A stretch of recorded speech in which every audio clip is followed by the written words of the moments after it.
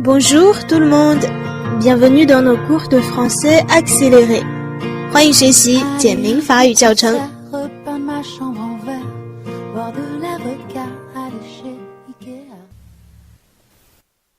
Bonjour tout le monde. Bon, 那我们学习完词汇之后呢，今天就一起来看 text 课文部分的内容啦。Décision d'écurie. Alors, quelle est la décision?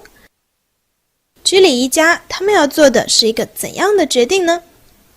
Bon, on voit d'abord le premier paragraphe. 我们先来看文章的第一段。Un dimanche matin, 一个周日的早晨 le facteur apporta une lettre venant des États-Unis. 一位邮递员他带来了一封信 apporta une lettre. 好，从这一句当中我们就可以大致看出来，整个文章的记叙还是会用到简单过去时，对吗？ apporta 是动词 apporter 的简单过去时形式，表示带来。Il apporta une lettre venant des États-Unis. 这里的 venant 用到的是动词 venir 的现在分词形式，对吗？ venir, venant。那么我们来回忆一下，这个现在分词在这里做的是什么作用呢？它是做一个修饰，还是指原因，或者是表示时间的同时性呢？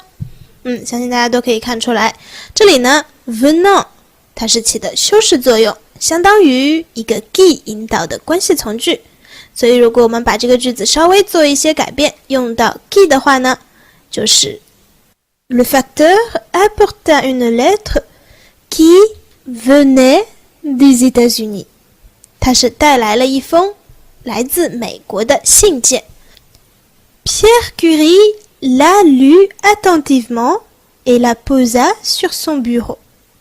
那这位 Pierre Curie 也就是居里夫人她的丈夫 l'a lu attentivement 非常认真专注的读了这封信。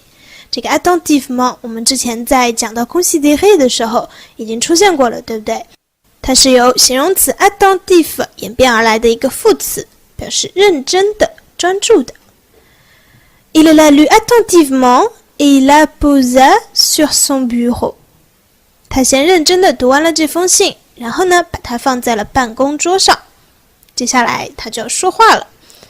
Il faut que nous parlions un peu de notre radium. 在这句话当中是不是就用到了我们这一课最重要的一个语法点 Le subjonctif 虚拟式。Il faut que 应该怎么怎么样，这里que引导的从句表达的是一种主观的判断，所以从句当中的动词 parler 就需要用到虚拟式 Que nous parlions. Il faut que nous parlions un peu de notre radium.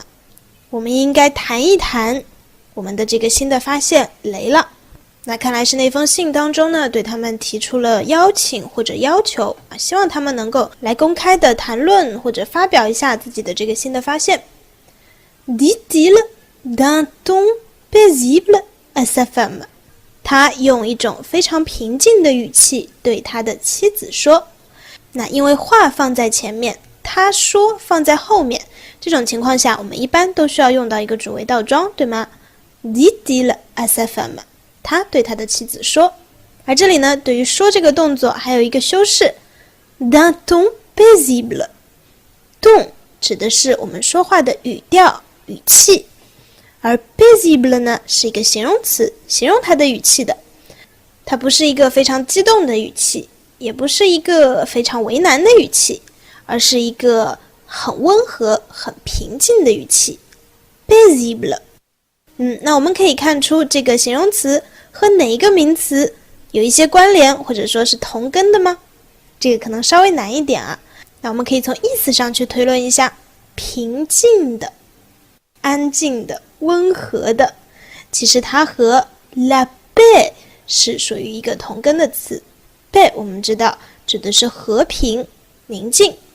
那有的同学说这明显长得都不一样啊。其实呢 paix 这个词它在古法语当中拼写的方式最后是 s， 那这样我们就可以看出它们之间的一个关联了，对吗？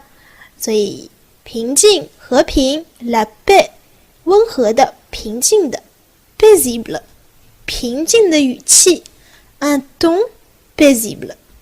那在这句话当中，我们也要注意用什么什么样的语气说话，这样的一种表达在这里用到的是哪一个介词呢？它用的是 de。 其实用 avec 也是可以的，对不对？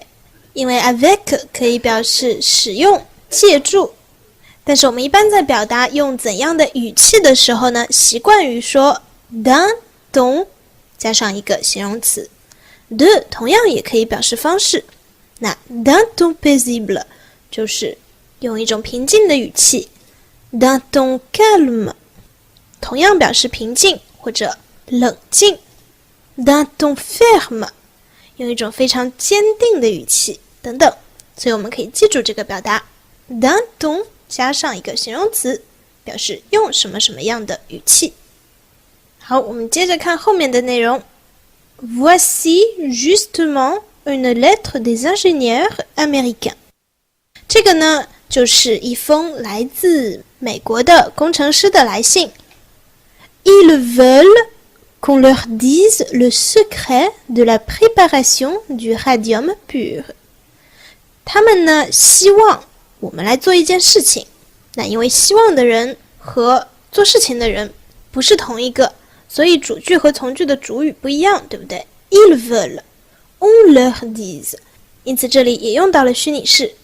Ils veulent que 他们希望 on leur dise 我们能够对他们说出 le secret de la préparation du radium pur， 对他们说出一个秘密。是什么秘密呢？关于纯的镭元素的提取，我们是如何做到的？好，那这句话当中呢，我们看到 these 这个用了虚拟式的动词，它的原型是什么？相信我们根据上下文很好理解，就是 dire。 但是如果是需要大家自己来填呢，我们能不能从它的原型 dire 来变出它虚拟式的变位 these？ 这个可能是我们目前阶段需要多多通过练习来巩固的一个内容了。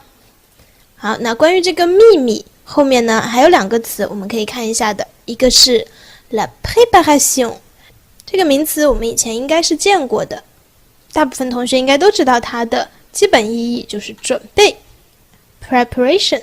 那在这里呢，就是用在一个比较专业性的表达当中，它指的是调配、配置、提炼，那可能是一些化学的工作当中经常会用到的 préparation。 La préparation du radium pur 还不是一般的镭元素，它们提取到的是纯粹的镭元素，所以 pur 是一个形容词，表示纯的、纯净的。那如果我要表示提纯这个动作，大家觉得它的动词形式会是怎么样的呢？可能有一些语感的同学自己就可以把这个词造出来了，就是 purifier。 purifier， 比如我们经常说到的净化空气，就是 purifier l'air。 那既然有了它的动词形式提纯、精炼 purifier， 那用来指这个动作的名词呢，就是 la purification。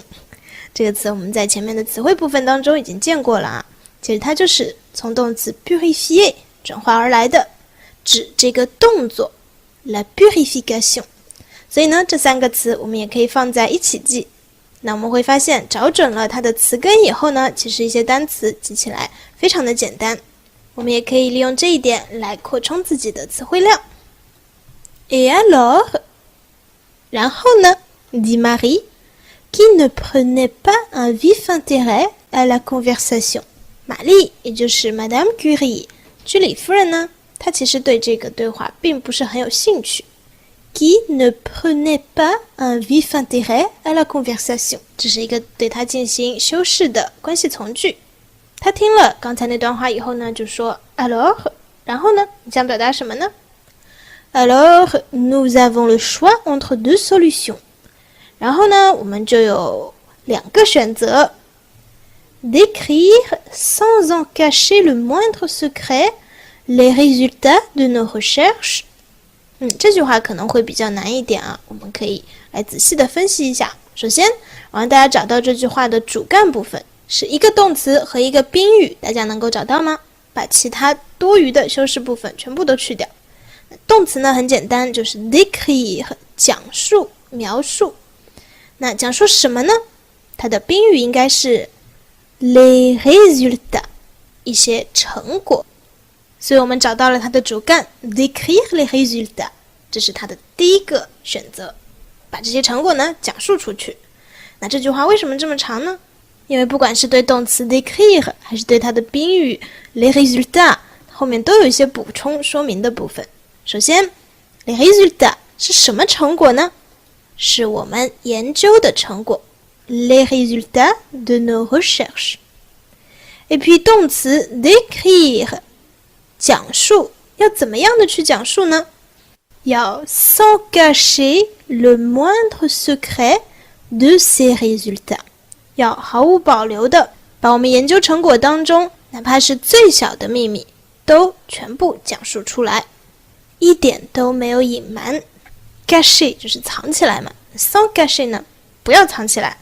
le moindre secret 最小最小的秘密，这个 moindre 我们应该还记得吧，它是形容词 petit 的一个比较级的形式，那一般用来指一些比较抽象的事物，这个事情是大是小，这个秘密是大是小。那这里呢 le moindre 用到了它的最高级最小的，所以我们再完整的看一遍，他们应该怎样讲述呢？ décrire sans cacher le moindre secret de ces résultats。 Eh bien 最后的这个 de ces résultats， 因为后面呢也有一个 les résultats， 对吧？那么它为了避免重复，在这里呢就把这个部分直接用附带词 en 来代替了，所以就得到了课文当中那个句子 décrire sans en cacher le moindre secret les résultats de nos recherches。 所以这样呢这句话就很好理解了，对不对？因此我们看到这种比较长的，然后主谓宾好像不是很明确的句子呢，其实不用很惊慌， soyez calme， 找准它的主干，然后一点一点的去分析，肯定能够分析出来的。好，这是他们的第一个选择，就是毫无保留的把自己的研究成果全部都公布出去， y compris les procédés de purification， 其中也包括我们提纯的整个过程。 y compris 这个表达非常的实用，大家听雷老师刚才的翻译呢，说到的是其中包括，对吗？那其实我们可以分段的来理解这个词组当中每个词的意思。首先 y 它是一个附带词，那一般我们比较熟悉的它的一个用法呢，就是可以代替 à 或者 dans 加上名词，表示在这里。那后面的 compris 呢，我们应该能看出来它是动词 comprendre 的过去分词形式。 comprendre 不仅可以表示我懂得一件事情，也可以表示包括，所以 compris 就是已经包括在其中了，用到它的过去分词形式来表达一个已经完成的意味。因此呢 y compris 我们分段的理解完之后，它是不是确实就是其中包括的意思呢？ y compris。 那它如何来使用呢？也非常的简单，我们通过两个例句就可以很好的理解了。 La première phrase， Il a tout vendu， 他把所有东西都卖了， y compris la voiture， 其中也包括一辆汽车，所以它后面是可以直接加名词的，其中包括什么什么。 Il a tout vendu, y compris la voiture. Le magasin est ouvert tous les jours，y compris le dimanche。 这家店呢每天都是开门的，其中也包括周日， y compris le dimanche。 好，那我们有了 y compris， 有没有不包括呢？当然也有啦，它的构成也很简单，就是 non compris， 不包括。 Par exemple， on enseigne ici 14 langues étrangères, non compris l'anglais。这个地方呢教14种语言，但是其中不包括英语， non compris l'anglais。 好，所以我们就可以学到其中包括和其中不包括这两个词的用法了。那我们刚才看的几个例句呢，它都是放在名词前面的，对不对？其实它们两个也可以放在名词的后面，不过这个时候呢我们就需要注意了，如果 y compris 和 non compris 放在名词后面了，它呢是需要和名词保持性数的一致的，也就是说放前面是不用去考虑的。但如果放后面呢，这个 compris 就要和前面的名词来做一个性数的配合啦。我们也同样通过2个例句来看一下啊。Nous habitons un appartement de 4 pièces, la cuisine y comprise. 我们住的呢是一个 4 pièces 4居室，其中也包括一个厨房 la cuisine y comprise。 这里的 compris 就和前面的 la cuisine 做了一个性数上的配合，变成了阴性的形式，对吗？ Et puis la deuxième phrase, cela fait 500 €. Pour boire, non compris. 一共是500欧，没有算小费。Pour boire, non compris.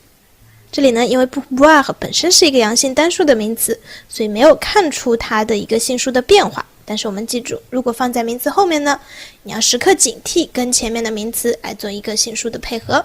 好，我们继续回到课文当中。他说我们的第一个选择呢，就是毫无保留的把一切都说出去，其中也包括我们所做的整个提纯的过程，这些都公布出去。Et Marie eut un geste d'approbation. 那玛丽呢，就做了一个赞成的姿势。这里的 eut 是哪一个动词的简单过去式？是 avoir 啊，这个一定要看出来。